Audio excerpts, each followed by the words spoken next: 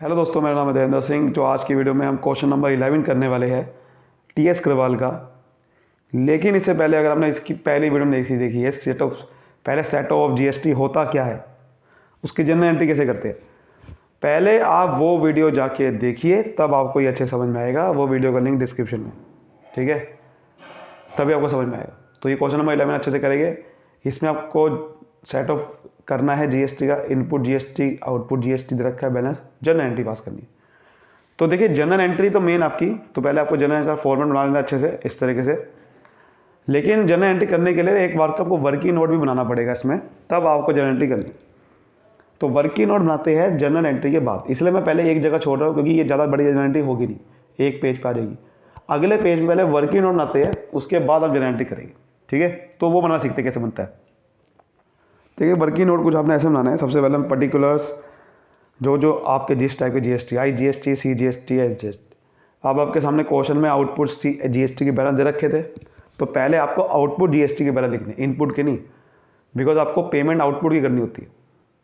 तो ये आपने बैलेंस लिखे। अब आपको करना क्या है, आउटपुट जीएसटी को आपको पेमेंट करनी होती है सरकार को।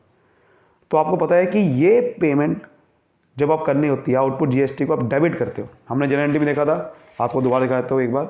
देखो, जब भी आपको पेमेंट करनी होती है क्या करते हो, पैसे आउटपुट जीएसटी आप क्रेडिट करते हो। लेकिन जब आपको पेमेंट करनी होती है तो आप उसे डेबिट कर देते हो, क्योंकि वो आपको ख़त्म हो गया। वो पेमेंट अब आपको कर दी है तो वो कम हो गया ना, डेबिट कर देते हो उसे, क्योंकि। और ऐसे ही इनपुट जीएसटी जब आप इस्तेमाल करते हो वो डेबिट होता है, वैसे जब आप इस्तेमाल करते हो तो वो क्रेडिट हो जाता है, ठीक है। इसको कम करते हो तो डेबिट, इसको कम करते हो तो क्रेडिट। तो अब जब आउटपुट जीएसटी की पेमेंट ही करनी है, तो जब सारे वो क्रेडिट होते हैं, तो जब पेमेंट करते हैं तो क्या होगा, डेबिट होगा ना, यानी कि माइनस हो जाएगा। मतलब आपको जो पेमेंट करनी है 5 लाख की, तो 5 लाख आप आउटपुट जीएसटी में माइनस कर दोगे, डेबिट कर दोगे ना। वो क्रेडिट होता है, वो जब वो क्रेडिट बैलेंस होते हैं तो क्या कर दोगे, डेबिट। तो डेबिट मतलब माइनस, और माइनस को लिखते हैं ब्रैकेट में। तो इसलिए आपको पहले तीनों को ब्रैकेट में लिख देना है। फिर आप स्टेप के हिसाब से करोगे। सबसे पहले आप इनपुट जीएसटी को माइनस करोगे।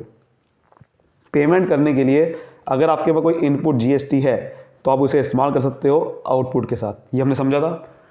अब ये भी हमने समझा था कि आउटपुट जीएसटी सबसे पहले कौन सा होगा। स्टेप 1 क्या करना है, स्टेप 1 आपको ये करना है कि सबसे पहले इनपुट आई जीएसटी को उठाना है और आउटपुट आई जीएसटी की जो पेमेंट करनी है उसके साथ लगा देना है।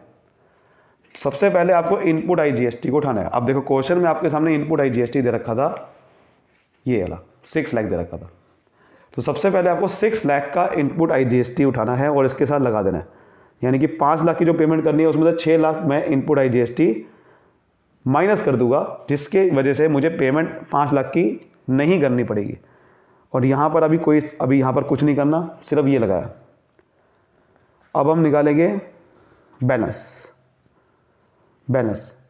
अब आप ध्यान से देखो, मुझे 5 लाख की पेमेंट करनी है और 6 लाख का मैंने इनपुट आई जीएसटी लगा दिया, तो कितनी अब बच गया, पेमेंट करनी पड़ेगी मुझे। अब आप कहोगे देखो, माइनस का 5 लाख है, अब माइनस का 6 लाख, तो 11 लाख माइनस का हो गया। नहीं, ये लिखने का तरीका है बस।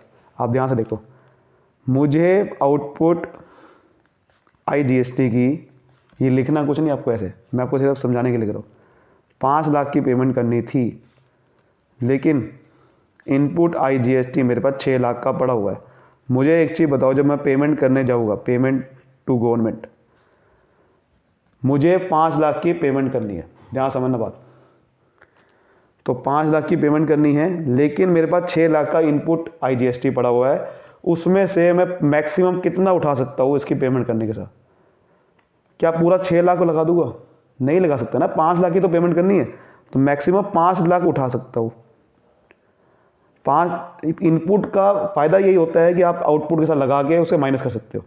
तो 5 लाख में से 5 लाख पूरा माइनस कर दूंगा तो मुझे पेमेंट करने की जरूरत नहीं पड़ेगी, जीरो होगी। तो यही तो चीज़ समझनी है। तो आपको ये लिखने का तरीका अलग है बस। एक्चुअल में 5 लाख में से ही 6 लाख माइनस कर रहा हूँ, मतलब, लेकिन हम माइनस का मैंने ये लिख दिया, ये 6 लाख है। एक्चुअल में आपको क्या करना है, 6 लाख में से 5 लाख माइनस करना है। मतलब कि आप 5 लाख का तो पूरा लगा दोगे, लेकिन अभी भी इनपुट आई जीएसटी का बैलेंस कितना बचा हुआ है, आप ध्यान से देख लो। इनपुट आई जीएसटी का बैलेंस कितना बचा हुआ है, ये हमें निकालना है मेन। क्योंकि आप देखो 6 लाख का मेरा इनपुट IGST था, उसमें से 5 लाख का मैंने इसकी पेमेंट करने के साथ लगा दिया, तो अभी बच कितना गया 1 लाख। यही आपको बैलेंस में लिखना पड़ेगा, समझ गए। तो आपको 5 लाख की पेमेंट करनी थी, 6 लाख का आपने इनपुट माइनस करोगे, लेकिन 6 लाख पूरा नहीं कर सकते, 5 लाख ही कर सकते हो, तो बच कितना गया 6 लाख में से 1 लाख बच गया। तो आपको ऐसा नहीं समझना कि -5 लाख -6 लाख, नहीं, ये माइनस कर लिख रहा हूँ, यहाँ माइनस कर लिख रहा हूँ, एक्चुअल में ये ऐड हो रहा है इसके साथ, समझ रहे हो। ये लिखने का तरीका माइनस में, क्योंकि आप देखो एक्चुअल माइनस ही करते हैं हम, आउटपुट को माइनस कर देते हैं इनपुट के साथ, तो लिखने का तरीका इसलिए आउटपुट माइनस इनपुट होता है। बट एक्चुअल में मैंने यहाँ पर थोड़ा साइन बदल दिया, क्योंकि मैंने यहाँ पर 5 लाख देखो यहाँ माइनस में लिखा नहीं है, बट यहाँ पर क्या कर दिया, यहाँ मैंने माइनस में लिख दिया, तो दोनों को माइनस थोड़ी कर दूंगा, ये भी माइनस ये भी माइनस, नहीं, माइनस एक्चुअल में ये होता है, बट मैंने लिखने का तरीका इसमें क्या बदल दिया, इसको माइनस में लिख दिया, तो इसलिए इसको प्लस में ही लिखना पड़ेगा। बट हम कर यही रहे हैं, 5 लाख में से ही 5 लाख माइनस कर रहे हैं, समझ रहे हो। तो ये हो गया, तो उसको समझना इसी तरीके से है जिस तरह से मैंने यहाँ नीचे लिखा।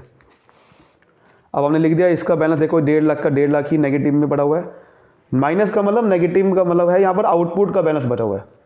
अगर आपके सामने कोई भी बैलेंस नेगेटिव में आया, इसका मतलब वो आउटपुट का है, पॉजिटिव में आया इसका मतलब वो इनपुट का बैलेंस है। बस ये आपको ध्यान समझना है, इसीलिए बस मैंने लिखने का फॉर्मेट मैंने माइनस में पहले ये लिखा है, ताकि पॉजिटिव का मतलब हो गया इनपुट और नेगेटिव का मतलब हो गया आउटपुट, क्योंकि पेमेंट करनी होती है इसकी, ये आपको सरकार से वापसी मिलता है। अब हमने समझा था कि अगर आपके पास स्टेप 1 करने के बाद, यानी कि ये मुझे कर दिया है, ये करने के बाद अभी आपके पास कोई इनपुट IGST बच गया है, तो क्या करते हैं, सबसे पहले देखो जनरल एंट्री हमने पहले कर देते हैं इसकी। देखो हमने जब ये वाला स्टेप कर दिया तो इसकी जनरल एंट्री हमने क्या समझी थी कि आउटपुट IGST को खत्म किया तो डेबिट टू इनपुट IGST के साथ। इसकी जनरल एंट्री पहले कर लेते हैं, तो इसकी जनरल एंट्री कर लेते हैं जो हमने अभी करा। तो इसकी जनरल एंट्री होगी आउटपुट IGST को हमने खत्म किया, यानी कि डेबिट, तभी मैं माइनस में लिख रहा था, और वो आउटपुट IGST था 5 लाख का। टू किसके साथ किया, इनपुट IGST के साथ 5 लाख। नरेशन आ जाएगी being input IGST set of against output IGST। Simple, clear हो गया। अब आप ध्यान से देखिए, अब आपका स्टेप 1 आपका ये इसमें हो चुका है, लेकिन अभी स्टेप 1 में एक और चीज़ थी कि अगर बैलेंस लेफ्ट हो गया इनपुट IGST में, अभी भी बैलेंस बचा हुआ है, तो उसको आउटपुट CGST और आउटपुट IGST के साथ लगा सकते हैं, और उसकी जनरल एंट्री ऐसी हो जाएगी, ये वाली हमने समझी थी कि आउटपुट डेबिट होता है। अब इस बार CGST से खत्म करें तो वो डेबिट हो जाएगा इनपुट IGST के साथ। अब बैलेंस बिल्कुल बचा हुआ है, 1 लाख का देखो बैलेंस बचा हुआ है, और ये कोई नेगेटिव बैलेंस नहीं है। नेगेटिव का मतलब आउटपुट का होता है, पॉजिटिव वाला है, इसका मतलब ये कौन सा बैलेंस है, इनपुट IGST। इसको पहले ख़त्म करेंगे, तो लेस, यहाँ लिखिएगा less input IGST set of against. अब मुझे एक चीज़ बताओ, किसके साथ सेट कर सकता हूँ, 1 लाख को पूरा यहाँ भी लगा सकता हूँ, यहाँ भी, तो पहले लगाना है इसके साथ। तो 1 लाख को मैं इनपुट IGST लगाऊंगा, उठाऊंगा यहाँ से, और पूरा का पूरा इसके साथ लग जाएगा, बिकॉज मुझे 1.5 लाख की पेमेंट करनी है। 1.5 लाख की पेमेंट करनी है तो उसमें 1 लाख माइनस कर सकता हूँ आराम से। तो यहाँ से 1 लाख को उठाऊंगा, अब मैं यहाँ पर 1 लाख करूँगा माइनस, ये माइनस का साइन लिखना है, उसमें आपको नहीं लिखना था क्योंकि ऊपर पहले माइनस का साइन था, तो यहाँ पर माइनस का साइन लिखना है। 1 लाख मैंने यहाँ से कम किया और 1 लाख यहाँ लगा दिया, और यहाँ पर पॉजिटिव का साइन लिखना है बिकॉज ऊपर माइनस का पहले से है। समझ रहे हो, लिखने का तरीका बस ऐसा हो रहा है, दिमाग आप वही लगाओ कि भाई 1 लाख बचा हुआ है, इसको कहाँ इस्तेमाल करूँगा, लेस, ऐसे समझो, लेस, यहाँ करो less set of against output CGST। तो इसको CGST के समान करूँगा, यानी कि 1 लाख की पेमेंट CGST की जो करनी है, 1.5 लाख में से 1 लाख की जो पेमेंट करनी है उसके साथ लगा दूंगा, तो ये तो 0 हो गया बैलेंस। लेकिन अभी मुझे एक चीज़ बताओ, आउटपुट CGST की पेमेंट कितनी करनी थी, 1.5 लाख की, उसमें से मैंने इनपुट CGST लगा दिया 1 लाख, सॉरी इनपुट IGST लगा दिया 1 लाख। अभी भी 50,000 की पेमेंट करनी है कि नहीं करनी है, करनी है। तो देखो ये यहाँ पर आपको ये समझना है कि अभी इसको जब माइनस करोगे तो 50,000 आएगा, लेकिन वो माइनस में आएगा, 1.5 लाख माइनस 1.5 लाख प्लस 1 लाख कितना होता है? -50,000। और ये हो गया जीरो, ये जीरो करना था, और ये 1.5 लाख अभी भी नेगेटिव का ही पड़ा हुआ है। तो ये चीज़ समझनी है इसके अंदर। लिखने का तरीका यह है, -1.5 लाख प्लस 1 लाख करा है, लेकिन एक्चुअल में मैं यही कर रहा हूँ। 1.5 लाख में से ही 1 लाख माइनस किया तो 50,000 आ गया, लेकिन लिखने का तरीका बस ये होता है ताकि मैं इसको माइनस का साइन दिखाऊँ, अलग से दिखे, कि इनपुट अलग से दिखे, इनपुट का बैलेंस, आउटपुट का बैलेंस अलग से दिखे, बस यही तरीका होता है। तो यहाँ बैलेंस दिखेंगे। अब हम करेंगे स्टेप 2। स्टेप 2 क्या था?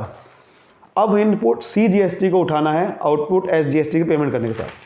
पहले इसकी जनरल एंट्री कर लेते हैं जरा। देखो यही हमने समझा था कि इनपुट IGST को उठाया तो क्रेडिट हुआ, किसके साथ लगाया? आउटपुट CGST का। 1 लाख का था, 1 लाख का पूरा 1 लाख लगा दिया, यही जनरल एंट्री है। कुछ इसमें सिंपल है बिल्कुल। तो जो इनपुट उठा रहे हैं उसे क्रेडिट करना है, जिसके साथ लगा रहे हैं उसे डेबिट करना है, ठीक है। तो ये हमने कर दिया। अब हम स्टेप 2 करते हैं। स्टेप 2 हमारा वेलकम हो ही गया है, क्योंकि देखो स्टेप 2 में हमारा इनपुट CGST का बैलेंस बचा नहीं है। हालांकि स्टेप 2 में एक और चीज़ थी, अगर इसका बैलेंस बच जाता इनपुट IGST, सॉरी अब इनपुट्स अब हमारा हो चुका है। अब स्टेप 2 करते हैं, स्टेप 2 नहीं था, तो ये स्टेप 1 नहीं था। स्टेप 2 हमारा क्या था कि इनपुट CGST को सेटअप करते हैं अब आउटपुट के साथ CGST का। तो यहाँ पर लिखते हैं input CGST set of against,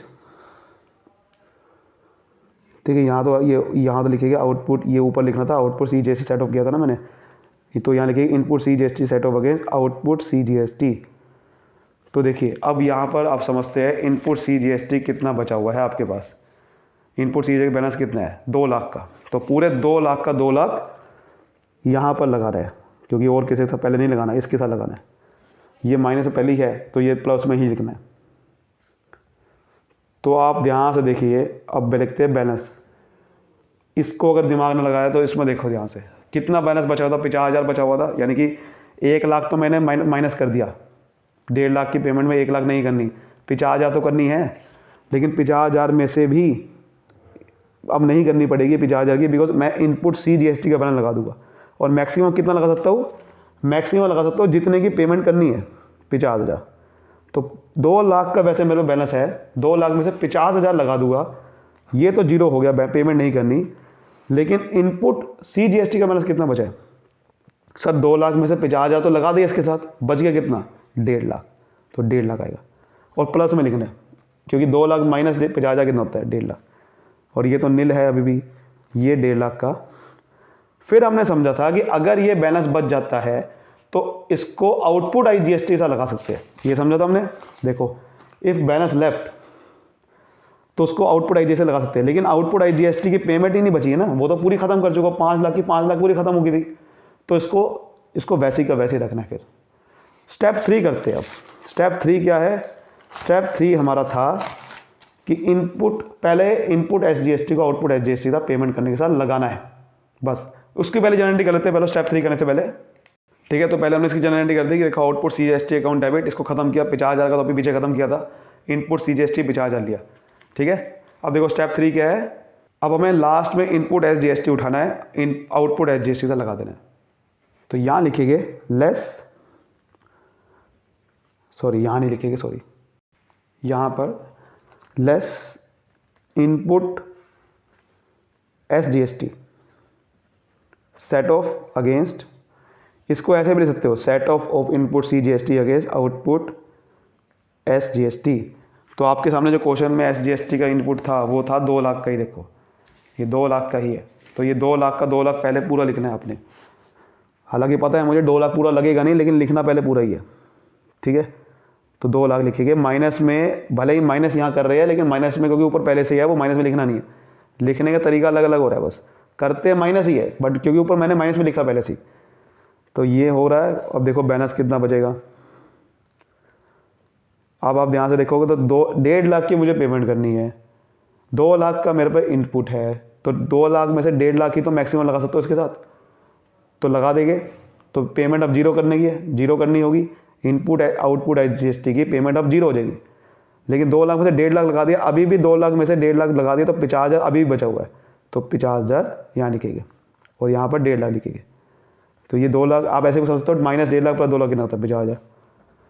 तो अगर ये पॉजिटिव बैलेंस आ रहा है, इसका मतलब क्या है, ये आउटपुट का बैलेंस नहीं है, ये किसका बैलेंस है, इनपुट का, क्योंकि आउटपुट तो कोई भी पे नहीं करना पड़ा इसका मतलब मुझे। लेकिन यहाँ पर तो इनपुट IGST भी नील हो गया, बट ये दोनों इनपुट बच गए, तो जो बच गए वो सरकार से मुझे वापसी मिलेगा, मैं इसको फ्यूचर में इस्तेमाल कर सकता हूँ। जो बच जाते हैं ना इनपुट CGST या इनपुट SGST, वो मुझे वापसी मिल जाता है फ्यूचर में। तो जो वापसी मिल जाता है उसे करना होता है डेबिट। डेबिट क्योंकि आपको पता है इनपुट सारे डेबिट होते हैं, ये डेबिट बैलेंस बोलेंगे। इनपुट GST का बैलेंस क्या होता है हमेशा, ये कई बार हम समझ चुके हैं, डेबिट बैलेंस होता है। तो ये डेबिट बैलेंस बच गया इनपुट का, और ये सरकार से मुझे वापसी मिलेगा, तो क्या लिखेंगे, रिसीवेबल, ये रिसीवेबल होगा।